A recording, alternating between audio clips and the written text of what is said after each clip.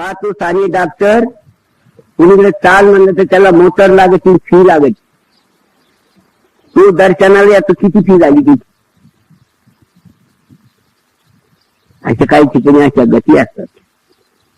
या जनेश्वरच्या मंदिरात येऊन दर्शन घेऊन त्याचा खास विचार होईल की या जागेवर राक्षस निषा झाला तेव्हा माणसं उधारणार का नाही, पण तिथे आले पाहिजे. हा कार्य प्रोग्राम जगभर केला पाहिजे. अशा रीतीने हे राक्षस भूत पिशेच जिथून जातील तिथे तो साधू माना. त्याने राक्षस दवडी पिशेचे दवडी काळ नाही दवडायचा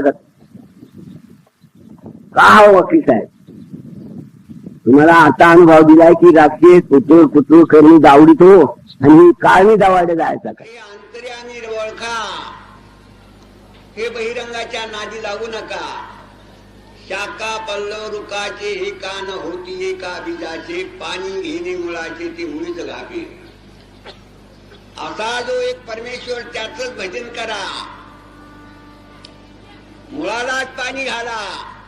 काय सुखाचा सुकाळ आहे. सर्व सुखाचे आगर, सुखाचे आगर, सर्व सुखाचे आगर, सुखाचे आगर. बापरक महादेवीवर, बापरक महादेवीवर, बापरक महादेवीवर, बापरक महादेवीवर. सर्व सुखाचे आगर, सुखाचे आगर, सर्व सुखाचे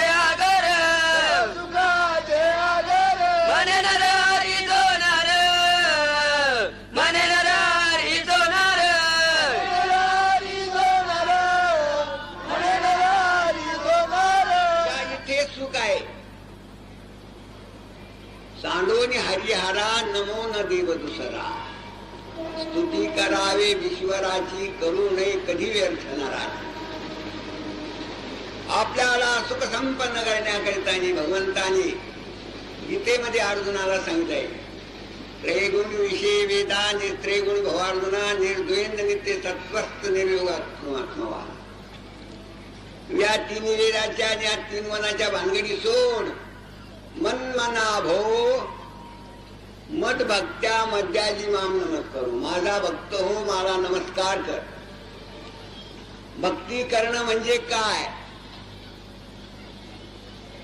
वाटेल तो प्राणी सर्व भक्ती करतात, पण शाखा पल्लव जसे त्या वृक्षांच्या फांद्या पाला आहेत यांच्यावर पाणी टाकलं असता ते काही जिवंत राहणार नाही. थोडे दिवस राहतील. पाणी टाकल्यावर नागिनीचं पान सोडून जात.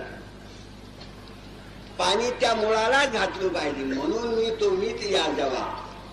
म्हणून माझच भक्ती करा म्हणजे तुम्हाला सुख होईल. म्हणून मन माना हो मत भक्त्या मध्याजी माम नमस्कार. मलाच नमस्कार कर, माझाच भक्त. तू कितीही पापी असला तर तुझा मी उद्धार कर.